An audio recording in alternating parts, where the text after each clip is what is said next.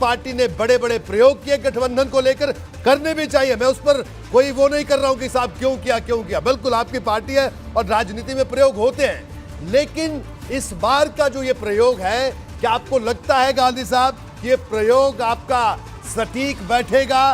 क्योंकि राजनीति, उत्तर प्रदेश की राजनीति की प्रयोगशाला की बात करें तो इस वक्त स्थिति कुछ अलग है। क्या कहना है आपका?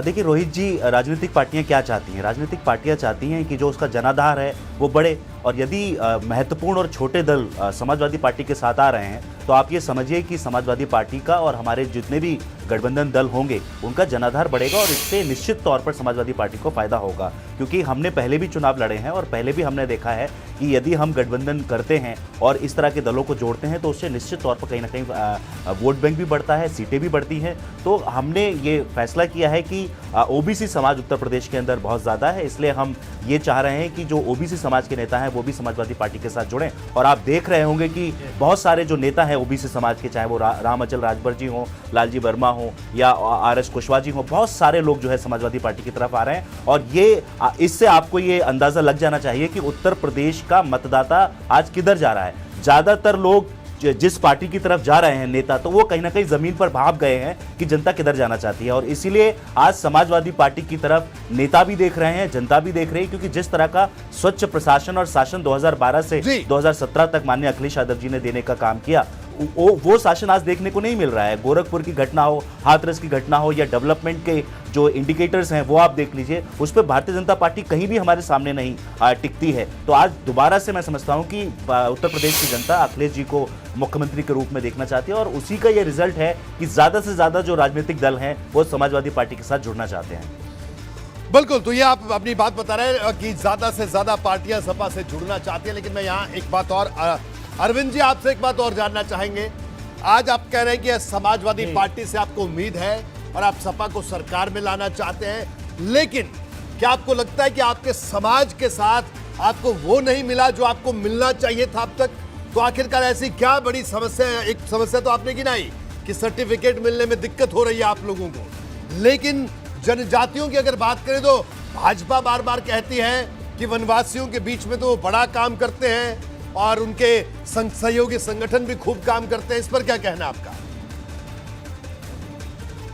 देखिए, पहला नंबर तो वनवासी शब्द पर ही हमें ऐतराज है जी। हम आदिवासी हैं, भारत के मूल निवासी हैं, और देश की आज़ादी में अगर सबसे ज़्यादा कुर्बानी दिया गया, अभी 18 सितंबर 1857 को गोंडवाना के राजा शंकर शाह, कुंवर रघुनाथ शाह को जिंदा अंग्रेजों ने तोप से उड़ा दिया गया था। 1942 भारत छोड़ो आंदोलन में बैरिया थाने पर राम जन्म गोंड, विद्यापति गोंड, छोटू खरवार अंग्रेजों की गोली से शहीद हो गए। तो हम वनवासी नहीं हैं, आदिवासी हैं, भारत के मूल निवासी हैं, और देश की आज़ादी के लिए हमने खून बहाया है। और आज़ादी के बाद हमारे साथ दोयम दर्जा का व्यवहार किया जाता। हमारे तमाम रेवेन्यू रिकॉर्ड में, हमारे थानों के रिकॉर्ड में गोंड लिखा है, और उस समय हम गोंड थे, और ये सरकार तो हमारी जाति बदलने पर ही तुली हुई है। अभी मैं बताऊं सर, 13 जनपद में हमें गोंड जाति को एसटी में रखा गया है, और शेष 57 जनपद में अनुसूचित जाति एससी में रखा गया है। एक ही जाति को आधा आप 13 जनपद में एससी में रखते हैं, कहीं एसटी में रखते हैं। अभी जो 0.22 की जनगणना आ रही है,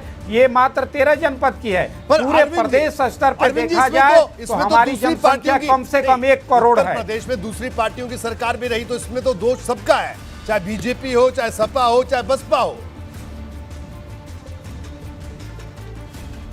जी अरविंद जी।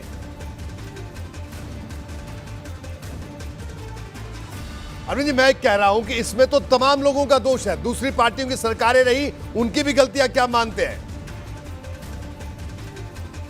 सर, ये मैं कहूंगा कि समाजवादी पार्टी की सरकार में गोंड खरवार जाति को सुगमता पूर्वक प्रमाण पत्र बनते रहे, और ये लोग प्रधानी, बीडीसी, जिला पंचायत में चुनाव भी लड़ते रहे। और इस सरकार में अभी तो हम लोगों ने हाई कोर्ट तक का दरवाजा खटखटाना पड़ा। ये जिला प्रशासन और तहसीलदार तो लिखकर भेज देते कि यहाँ जनजातियाँ पाई नहीं जाती, लेकिन हम लोग धरना प्रदर्शन से लगाए तो माननीय हाई कोर्ट तक गए, तब हमारा संवैधानिक अधिकार प्राप्त हुआ। और विडंबना देखिए, अभी बलिया जिले में 725 सीटें अनुसूचित जनजाति के लिए रिजर्व हैं, जिसमें 2 जिला पंचायत, 1 ब्लॉक प्रमुख, 54 प्रधान, 59 बीडीसी। तो आप एक तरफ आरक्षण भी दे रहे हैं पुराने प्रमाण पत्र पे हम चुनाव लड़े जीते, लेकिन उन्हीं के बच्चों को नया प्रमाण पत्र बिल्कुल, देना हो तो प्रमाण आप पत्र जाके एक बड़ी पता कर लीजिए, समस्या आप कहीं बता रहे प्रमाण पत्र जारी नहीं कर रहे हैं। अरविंद जी, मैं आपको रोकूंगा, यहाँ पर आपके पास आऊंगा, लेकिन इस बीच मैं आपको ये बता दूं कि अब बात छोटे दलों के चुनावी फॉर्मूले की, इसका 2 चुनावों का इतिहास आपको बनाते हैं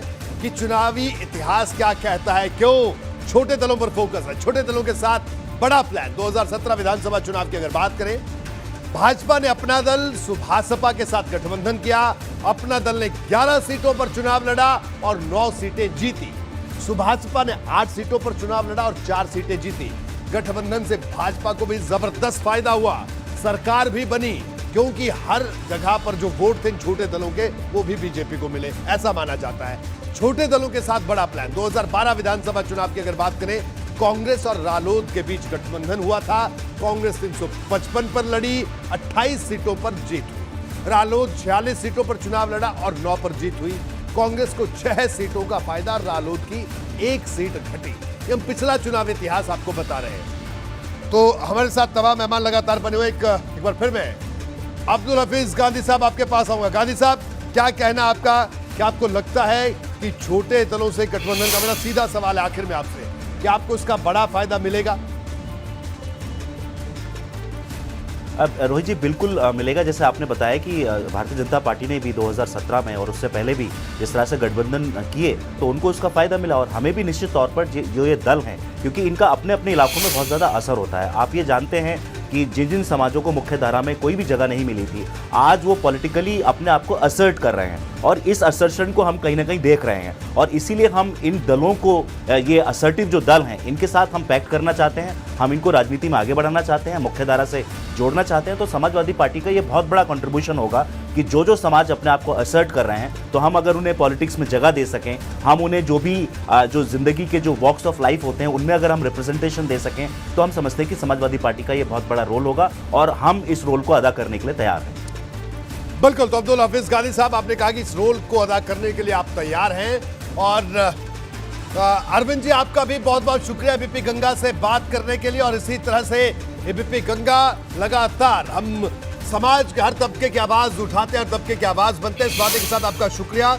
और अब्दुल हफीज गांधी साहब